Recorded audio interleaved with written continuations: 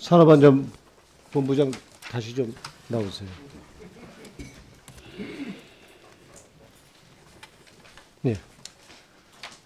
저 김영진 의원 저 질의에 이어서 이 SPC에서 20대 소녀 가장이 기계에 끼어서 숨졌잖아요. 네. 그죠? 예. 이 대표적인 반노동 기업이라고 알려져 있는 SPC에 대해서 노동부는 지금 3년 동안 근로감독 면제해주고 있죠. 그죠? 네, 일자리 으뜸 기업이라고 해서 아마 그 근로감독은 면제하는 것 같습니다. 으뜸 기업이 이렇게 반노동 기업, 노동 탄압 기업입니까? 일자리 창출을 많이 했다고 아마 준 걸로 알고 있고요. 근로감독과 관련된 부분은 저희 소관은 아니고 산업안전감독에 대해서는 저희들이 2020년 이후에 5차례 했다라는 말씀드리겠습니다. 이거 제때 감독만 했어도 막을 수 있는 사고를 노동부가 3년 동안 감독도 안 하고 기업 봐주기를 해서 결국 20대 청춘 죽음으로 내몰았다 이렇게밖에 볼 수 없어. 이게 사실상 노동부가 죽인 거다 난 이렇게 봅니다. 네?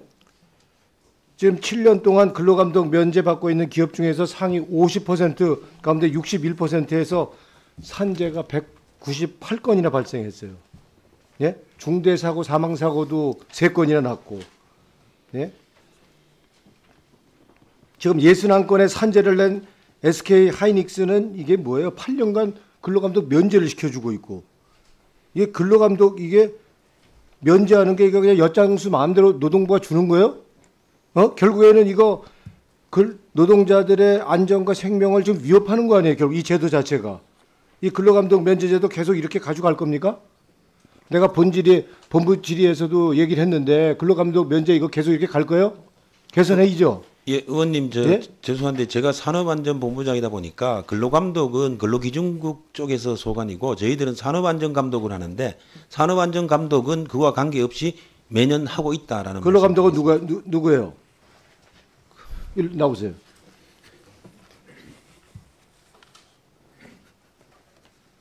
예? 근로감독 면제 이거 계속 이렇게 할 거예요? 예? 예, 노동정책실장 이정환입니다. 그 의원님 21년도 국정감사에서도 그 부분에 대한 말씀을 주셔서 그러니까 작년도 얘기하고 올해도 얘기했잖아요. 예, 선정 기준도 좀 강화하고 사후에 취소 등등의 근거도 만들어서 그러니까 제도 개선할 거죠? 예, 관리를 제도 개선해서 있는데요. 종합감사 전에 주세요. 네, 그렇게 하겠습니다. 예, 그렇게 이렇게 가면 안 되잖아요. 잘못됐으면 잘못도 고쳐야죠. 저희가 제도 개선안에 대해서 검토한 부분이 있으니까요. 설명 올리도록 그렇게 해서 하겠습니다. 주시고요. 예. 장애인 고용공단 이사장께 여쭐게요. 예. 거기서 예. 네. 장애인 고용률이 이게 지금 나아지지 않고 있죠. 그죠? 네. 지난해 고용률도 2.4%고요. 뭐 5년 동안 0.2% 올랐네요. 뭐 평균 임금 해봐야 지난해 보니까 뭐 최저임금 189만 원 오히려 감소를 했네요. 그죠? 네. 예.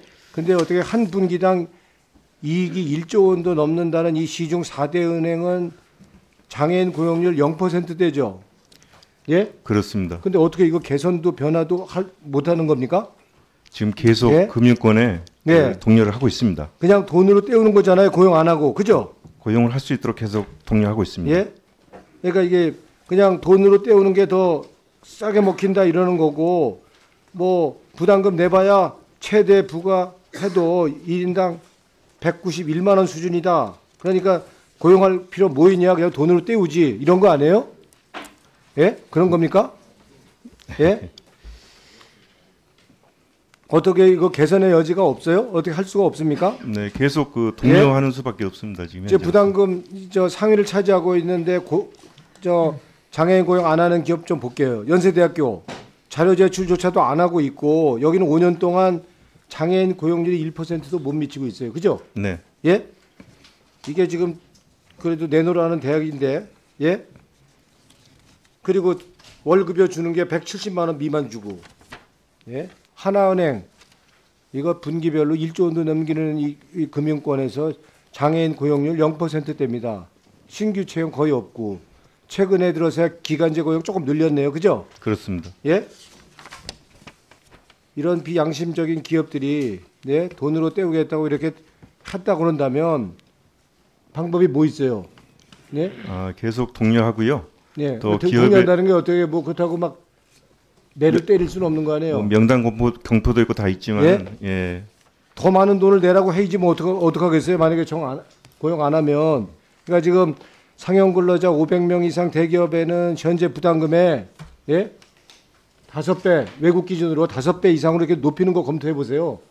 예? 외국은 이렇게 하니까. 예? 그리고 의무 고용률의 절반만 되어도 지금 명단 공표 안 하죠? 그죠? 그렇습니다. 예. 이를 강화해서 의무 고용률 70% 미만이면 명단 발표하도록 그렇게 하면 좀 한번 방법을 좀 찾아보세요. 예, 알겠습니다. 예? 그래서 그렇게 좀 찾아보시고 종감 때까지 이거 계속 뭐 고용 안 한다고 탓만 할 게 아니고 실제로 고용할 수 있도록 구체적인 방법을 찾아서 종합감사 전까지 좀 주세요. 네, 알겠습니다. 예. 그리고 근로복지공단 이사장께 좀 묻겠습니다. 네. 지난해 공단에서 산재급여 관련해서 행정조사 들어간 건이 몇 건이죠? 한 2,000건 되나요? 예? 네. 예? 2,000건 돼요? 네, 네, 네. 근데 폐소율이 얼마나 돼요? 예? 11%, 11.7%로 돼 있더라고요. 네, 그렇습니다. 근데 실제로는 공단이 스스로 취하한 사건을 이제 포함하면 30% 정도 폐소를 하고 있는 거로 나타났어요. 그죠? 네. 예? 근데 업무상 질병이 한번 산재 불승이 나면 나중에 법원에서 인정받기까지 산재 불승이 나서 법원에서 인정받기까지 한 대략 한 2년 걸리더라고요. 그죠? 네. 이렇게 2년씩 걸리니까 대부분 이거 힘없는 산재 노동자들 같은 경우 쟁송 중간에 그냥 중도 포기하든지 아니면 그냥 돌아가시든지 이렇게 되고 있는 거 아니에요? 예? 그래서 이 폐쇄율이 30%나 된다는 것은 공단이 산재 불승인을 너무 엄격하게 하고 있다 이렇게밖에 볼 수 없죠. 이렇게 하면 노동자에 대한 보호가 제대로 이루어지겠습니까? 폐소하는 유형을 좀 한번 보겠습니다. 세 가지인데 첫째, 과로사를 인정하지 안 해서 이런 문제가 생긴다. 그래 과로사에 대해서 업무 연관성 입증이 어렵다고는 하지만 지금 봐야 할 게 업무 시간입니다. 한 예를 들어서 올해 3월 달에 현대제철에서 과로사 노동자의 경우에 하루 12시간씩 6일 동안 72시간 근무했어요. 이분 회사 노편에서 쓰러져서 돌아가셨는데 이분은 다행히 과로사로 인정되긴 하지만 지금 윤석열 정부 들어와서 주 52시간 완화하자, 무력화한다 이렇게 하면 되는데 이렇게 하면 만약에 52시간 주 52시간 완화하면 당장 이거 그만두지 않으면 산재 급격히 늘어나겠죠? 네, 그렇습니다. 예? 네. 걱정 안 됩니까?